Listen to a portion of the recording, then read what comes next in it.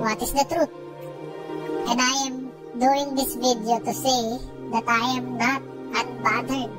Baga bothered ako sa nangyayari. Bothered ako for opening my social media accounts and seeing a lot of hate comments while still choosing to not speak. And gusto kong sabihin that I will still choose the hard path, which is hindi magsalita but deal things privately.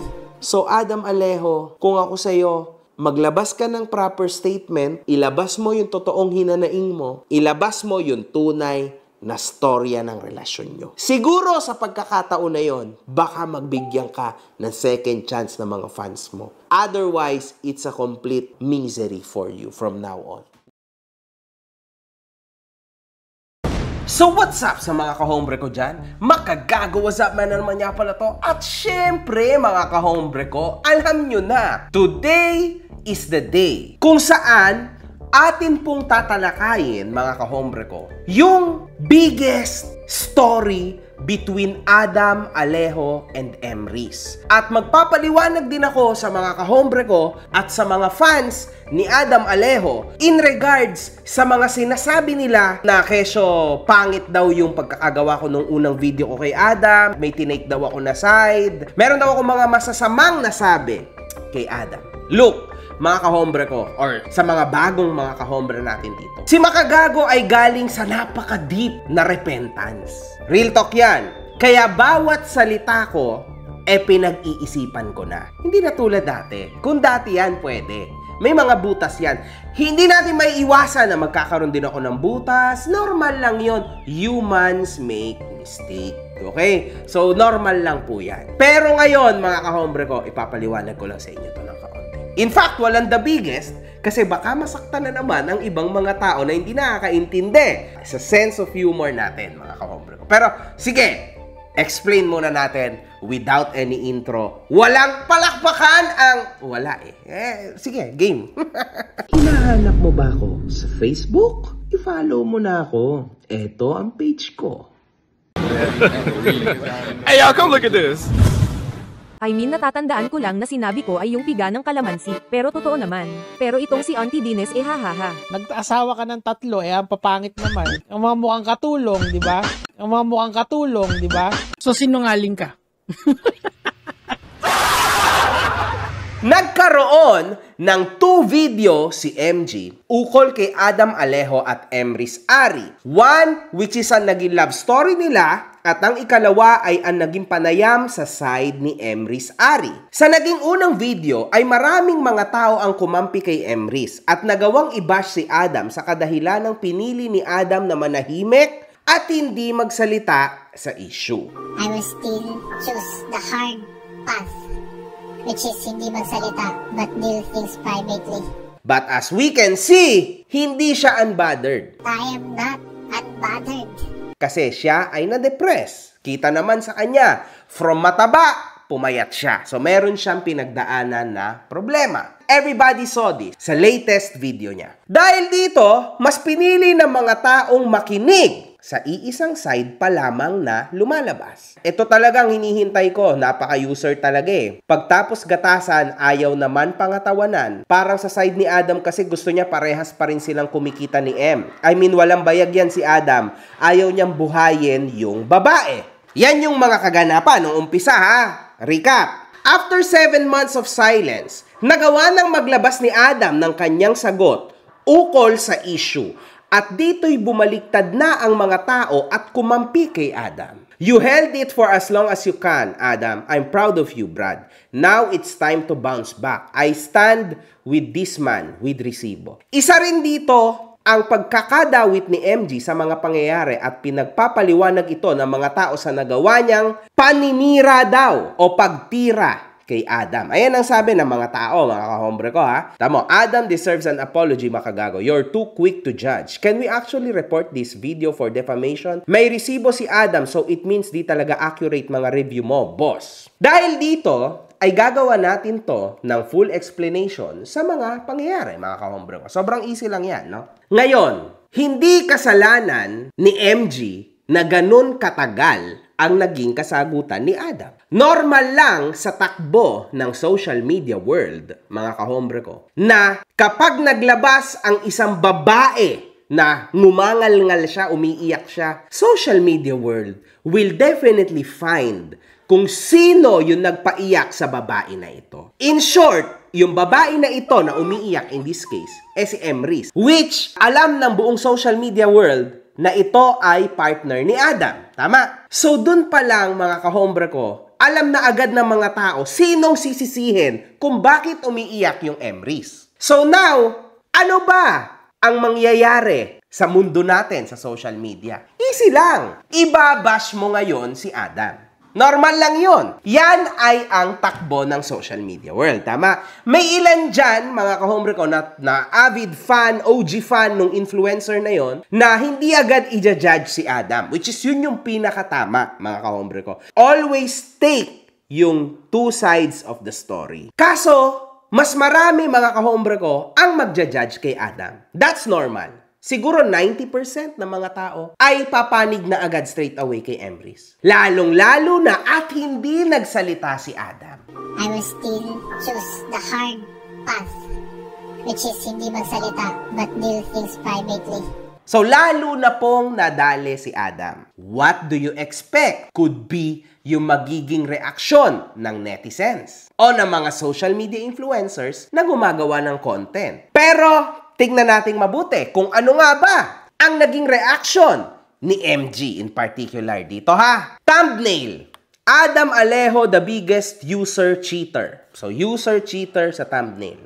Ito siguro yung isa sa mga reason kung bakit nagagalit ang mga tao, no? Ano ba to mga kahombre ko? Pwedeng ang mga text na nakasulat sa thumbnail ay isang headline ng pag-uusapan at hindi ibinibintang o sinasabihan agad sa isang tao. Bilang ikaw, mga kahombre ko, ay isang social media influencer o YouTuber. Everybody knows this sa mundo namin. Normal lang ang tinatawag na clickbait. Even sa journalism, ginagamit yan. Bakit kamo? Para makapukaw ng atensyon. Always exaggerate para mapanood at mapakinggan ng tao ang konteksto mo. Otherwise, kung kapos yung content mo o yung context mo o yung titulo mo, hindi sila magiging ganun ka-interested na panuorin ang video mo. Or in this case, basahin yung article na sinulat mo. So this is quite normal. Tama? So ito, kalimutan na natin yan. Ganun talaga sa mundo ng internet. Ha? Now, mga kahombre ko, yung ating intro. Biggest social media influencer sa balat ng Pilipinas. The biggest social media actor. The biggest manggagamit ng babae. Walang iba kundi si Adam Alejo. Palakpakan ang putang ina ni Alejo. That's normal. And that is pure satire. Satire, comedy, laugh trip lang, di ba? Wala namang personal dyan. That's just laugh trip. Everybody was laughing. Background laughing. Palakpakan ng putang inang yan. You know, that's just all part of this social media circus o intro ni MG na kailangan para ma-boost and to be entertaining. Ipinaliwanag ni Adam sa video kung bakit niya hiniwalayan si Emrys. Di ba? Which ang sinagot ni MG lamang ay, so, dinampo ng ating pinaka-Mr. Pogi, si Emrys.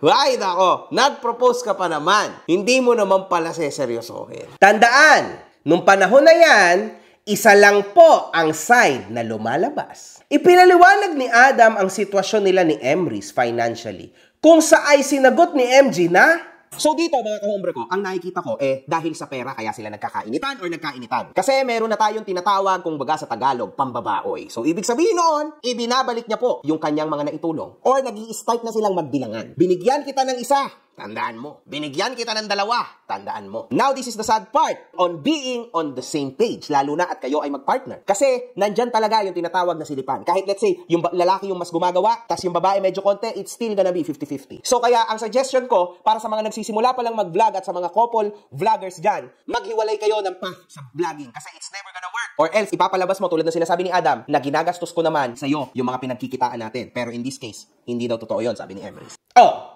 Yan sa experience ko lang. Personal comment ko lang, hindi ko naman sinisiraan si Adam. As of now, hindi pa rin ako makita na sinisiraan ko si Adam sa aking content. Wait lang tuloy natin. Ipinaliwanag ni Adam na pinapadilit nito ang video ni Emrys na umiiyak siya dahil maraming mga tao ang makakakita nito at lalala lang. Which ang sagot ni MGI, paano mo nasabi na pag binura ni Emrys yung post niya na umiiyak, magkakaroon kayo ng space? Ang totoo dyan, mga kahombre ko, magkakaroon po ng espasyo si Adam na makahanap ng iba.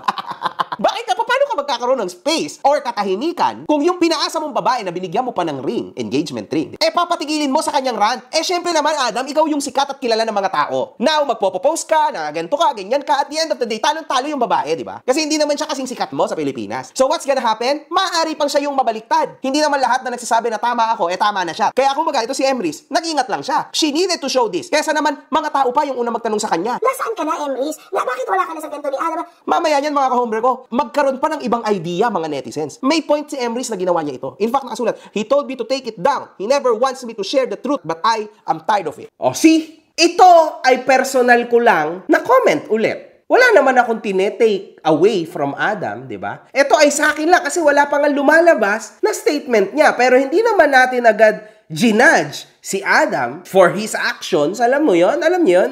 Nothing really harsh. Ang sa akin lang, nagbigay siya ng engagement ring, pero nagkaroon din naman tayo ng paliwanag doon, di ba? So kung ano yung lumabas sa internet, yun lang yung binigyan natin ng commentary. And with just Emrys' power, nakita nyo naman na napakalala po na naging downfall ni Adam. Wala nang nagtiwala kay Adam. Totoo yan! Totoo ba hindi? Di ba? Tingnan nyo yung views niya versus yung views niya noon. Simula nang lumabas yung issue, hindi na po naging ayos ang channel ni Adam. Ang takbo ng views ng channel ni Adam. Kasi nawalan siya ng credibility. Ganun lang naman yun Siyempre, hindi ka nagsasalita sa side mo. What do you expect ang mangyayari? Lalo na, ex-live-in partner mo yung nagsalita ng masama sa'yo. Talagang normal lang na ganyan ang mangyayari. Kung normal lang yon sa 90% ng mga tao, wala tayong magagawa doon. That's a part of this social media circus or social media world. Sila po ang naglagay sa sitwasyon nila na yan. Kasi wala namang pumilit sa kanila na ipagluklukan ang mga sarili nila sa social media. This is their work. So normal lang na ang mga tao merong karapatan na magkaroon ng pangkikritik sa mga tao na yan. Sila ang naglagay sa mga sarili nila sa social media. Walang pumilit sa kanilang dalawa. So normal lang na bawat isa sa atin, mga kahombre ko, nakikita po ang kanilang ups and downs and eventually nakakabuo tayo sa ating mga utak ng sarili-sarili nating mga komento. Dahil sila ay social media personalities, automatically meron at meron pong mga tao ang magkikritiko sa kanila. Siyempre, may limitasyon pa rin ang pagkikritik, lalo na at pwede tayong makasuhan, bla bla bla. Pero hindi mo pwedeng ialis na meron at merong mga tao na i-judge ka, kunwari sa comment section, ibabash ka, iba yung paniniwala kesa sa'yo, o kaya may mga influencers din na babangga sa mga ideologies mo. Now, it's gonna be up to you to make them understand kung bakit tama ka at kung bakit mali ka. And now, na-judge si Adam ng karamihan and na-content siya ng maraming influencers dahil sa kanyang kapabayaan. Dapat, bilang influencer siya, hindi na sana niya hinayaan na bumagsak pa siya ng ganyan. Sana tumaas na lang siya at sumagot siya agad on the spot. Kaso, mahirap din namang sisihin si Adam. Kasi bawat isang tao sa atin, mga kahombre ko, may kanya-kanyang mga emotions. Ako kasi kaya ko agad Si Adam hindi. Most probably, ganun siyang klase ng tao. Hindi niya kaya agad i-express yung sarili niya. He needs to move on 100% bago niya, in this case, sorry sa word, pero bago niya isiwalat yung katotohanan na alam niyang makakawasak sa ex-girlfriend niya. In this case, para sa akin, mas nakakatuwa at nakakabilib yung ginawa ni Adam kaysa kay Emrys. Kasi bakit? Si Adam, at least, nag-take ng moment to relax, to chill, at hanapin ang kanyang sarili bago niya isiwalat yung alam niyang ikakasira ng ex niya. Samantalang si Emrys, nakita naman natin na she kept on posting in regards to this. So, nakita natin na wala munang move on kay Emrys, straight away, inilabas niya agad yung kanyang feelings against Adam. And the inevitable, happen. Nasaad ni Adam na lumabas ang tunay na ugali ni Emrys, kung sa ay sinagot ito ni MG na, so para kay Adam, mga kahombre ko, lumabas daw ang tunay na ugali ni Emrys. Hindi na natin ito masasagot, no? Kaya umalis na lang siya para sa katahimikan nilang dalawa. Pero sana naman, Adam, nagsabi ka na lang personal, hindi yung iniwan mo siya ng ganun sa ibang bansa. Grabe ka naman, di ba? So wala naman ako nasabi, siguro mali dito, no? Ipinaliwanag din ni Adam ang naging sitwasyon nila ni Emrys, na si Adam ang magpo-provide at umalis si Emrys sa trabaho niya. Kung sa ay sinagot ni MG na, talaga pong yung pinakawalang kwentang bagay dapat sa mundo na ito, which is yung pera. Ayun talaga yung motibo ng hiwalayan nila. This is very sad, mga kahombre ko. Grabe na to. Nakakalungkot na pera ang naging motibo ng mga batang ito, kaya sila nagkahiwalay. Totoo nga talaga na money makes the world go round. Tandaan nyo, kapag involved na ang pera sa relasyon, that's automatically toxic. In fact, mga kahombre ko, kapag may mga nai-issue na influencer tungkol sa pera, automatically, game over. Toxicity na agad yun. Siguro naman, wala namang problema dito, mga kahombre ko, kasi sinasabi ko lang yung regarding sa pera. Dahil pera ang pinag-aawayan nila dito. Now, alam na natin yung full story. Pera at yung Minion Piggy Bank yung pinag-aawayan nila dito. Araw ng mga puso equals araw ng talpakan, pampadagdag sa date, at pampadagdag pang mot-mot. Meron o wala lang naman ang pipiliin mo, nasa link down below. So para sa akin, toxic to. As of now, wala pa rin akong nakikita na paninira kay Adam. Ayon din kay Adam na na-mishandle nito ang pera, kung sa ay sinagot ni MG ito na paukol sa kanilang dalawa na para kay Adam, mga kahombre ko, nami-mishandle ni Emrys ang pera. Kasi nagrereklamo si Emrys, wala na daw siya kapera-pera. Pero hindi daw totoo kasi nagpapadala daw si Adam. Nakakahiya tong argumento na to sa social media, guys. You were once sleeping in just one bed. Tapos biglang ganun. Grabe, nakakahiya, mga kahombre ko. Shit. Wala naman ulit ako atang nasabi, di ba? Ipinaliwanag din ni Adam na very illogical ang isinasagawa ni Emrys na Puso Challenge. Kung sa ay sumang-ayon naman si MG at sinabing, sa huli, mga kahombre ko, itong si Adam Alejo po, mukhang nakahanap pa siya ng care sa kanyang ex. Kasi sa totoo lang, to tell you the truth, kahit para sa akin, mga kahombre ko, medyo dangerous yung Puso Challenge, no? Kahit paano, sa part na yun, sa tingin ko, tama si Adam, no? Pero, syempre, may iba naman siguro motivasyon itong babae na ito, si Emrys. Wala pa rin naman ata akong sinasabing masama. Ano ba naman yan? Nasaan yung paninira kaya dito, no? Para sa akin, mga kahombre ko, ang mali dito ay yung mga viewers.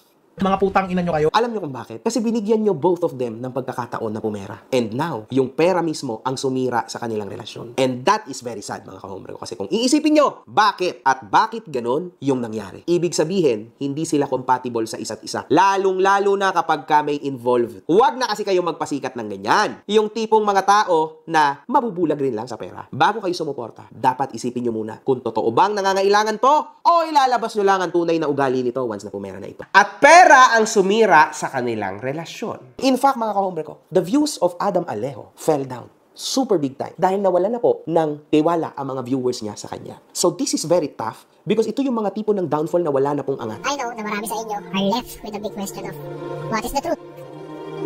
And I am doing this video to say that I am not unbothered. Baga bothered ako sa nangyayari. Bothered ako for opening my social media accounts and seeing a lot of hate comments while still choosing to not speak.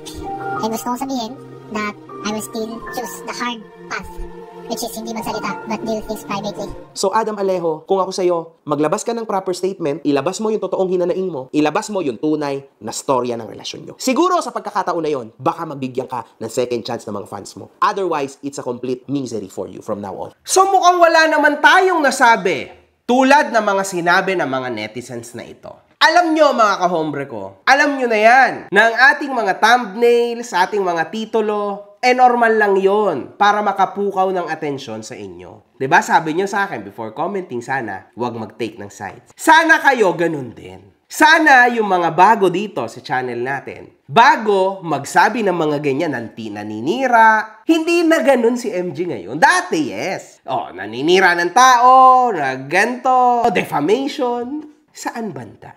Ayan, atin pong tinalakay, mukhang wala naman tayong nakita. Sana yung sinasabi nyo kay MG doon sa video na yon, para doon sa mga nagko-comments na yan, dapat ilagay nyo din yon sa inyong mga sarili. Para naman quits.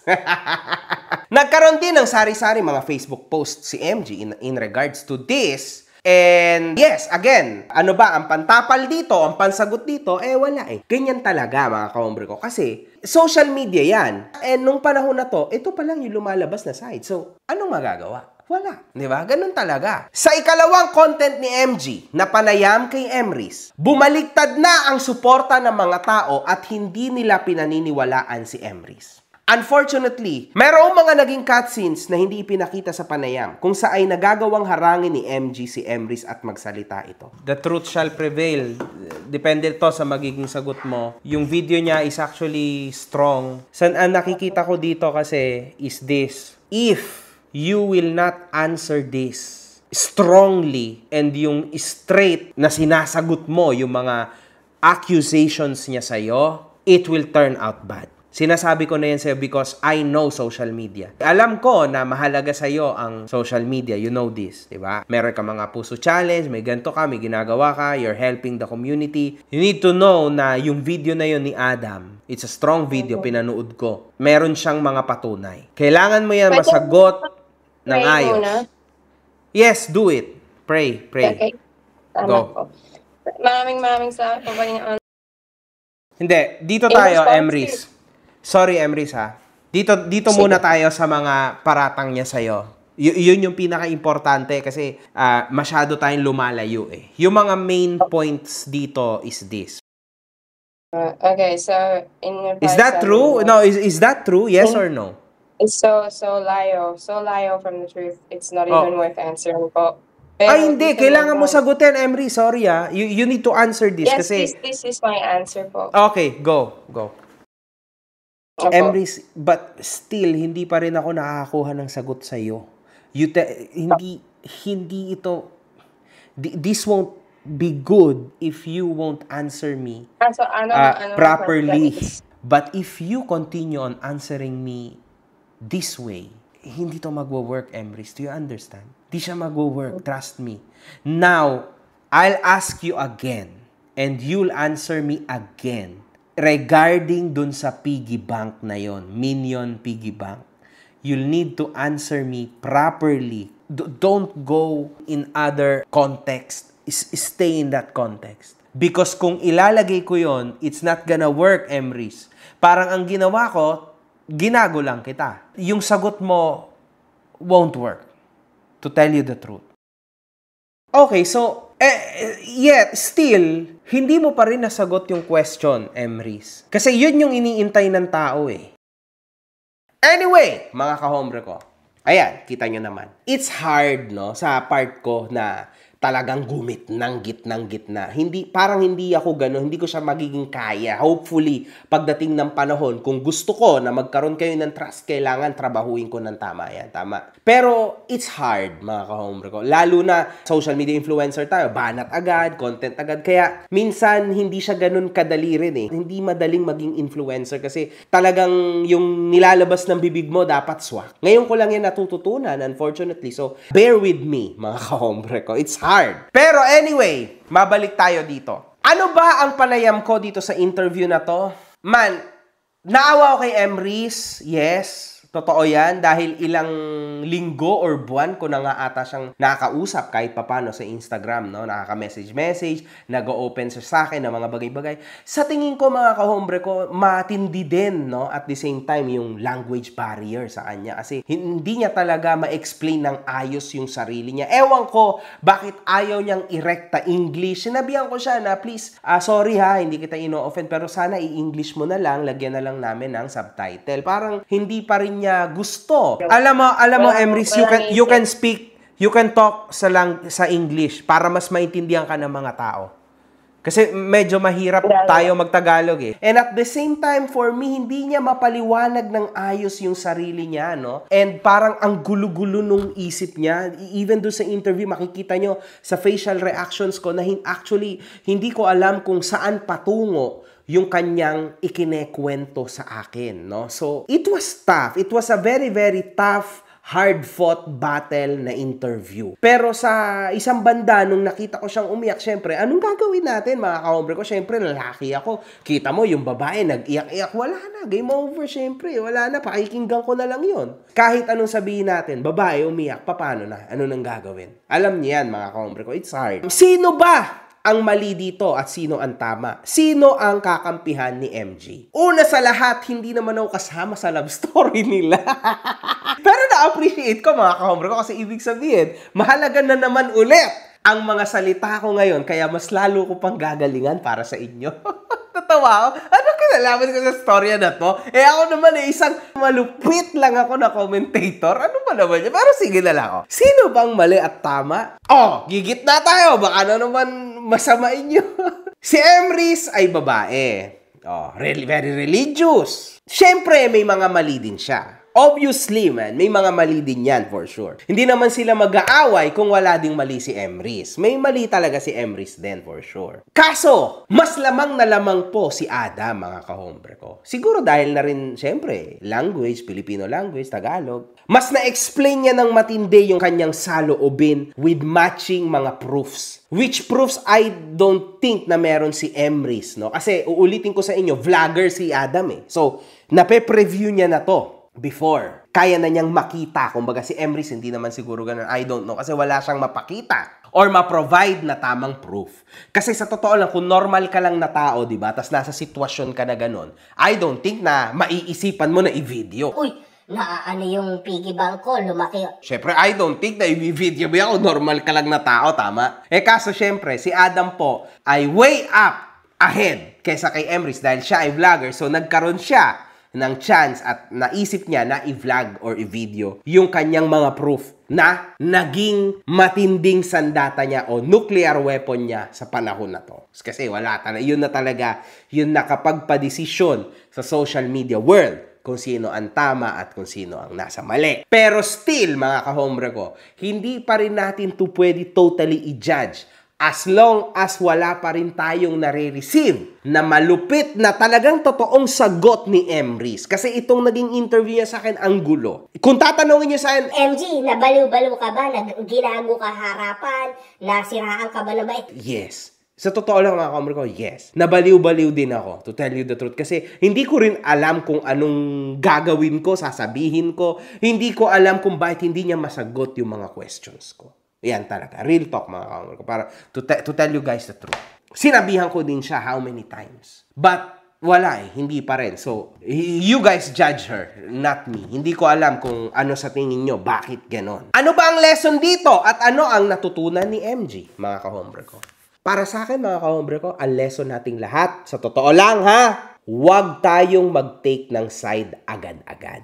Internet is internet and it's a freaking lovely world. But it can be hell too. For somebody, hindi siya totally heaven for everybody. So para sa akin, mga kahombre ko, lagi tayong mag-ingat sa ating mga panayam. Even ako ha. Siyempre, dami rin ako magiging mali from now on for sure. Hindi naman ako laging tama, walang ganun. Pero kayo rin.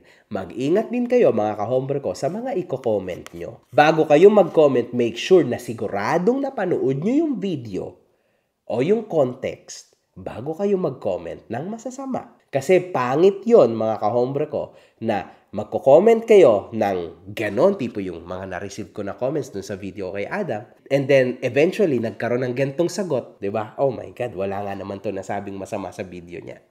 Medyo mahirap yon mga kahombre ko, di ba? Mahirap bawiin yung kamalian mo usually. Kaya mas maganda na unahan mo na para hindi ka magkamali. You see it first sa mga mata mo. Pero yun lang yun, mga kahombre ko. And I am happy. Sa tingin ko, napanood ni Adam yung video ko na yun. I am happy na ginawa mo yan, Adam. Hindi mo man sinunod or what. Dahil idea mo lang tong ginawa mo, nilabas mo. But I am happy na ginawa mo yan. In the first place, sinabi ko yan sa video ko sa'yo nung pinakauna. Kung ako sa'yo, maglabas ka ng proper statement, ilabas mo yung totoong hinanaing mo, ilabas mo yung tunay na storya ng relasyon nyo. Siguro sa pagkakataon na yon, baka magbigyan ka ng second chance ng mga fans mo. I am happy na lumabas yung totoo galing sa'yo sa part mo naman. Di ba? Nakamit mo na ang hinahanap mo na hustisya. Sabi ko noon, kung hindi mo to gagawin, hindi ka na makakabalik sa YouTube. Pero dahil ginawa mo, as I said before, siguradong makakabalik ka. So ngayon, mga kahombre ko, yun lang! Palakpakan natin ang mga putang hinagyahan. Hindi pwedeng wala yun. Wala. Good fucking vibes. Oh, yung meme naman niya. Last. Putang ina mo! Mga putang ina nyo. Isa pa uli, putang ina nyo. Walang MTRCB dito. I don't give a fuck kung ma-demonetize ako. Mga putang ina nyo kayo.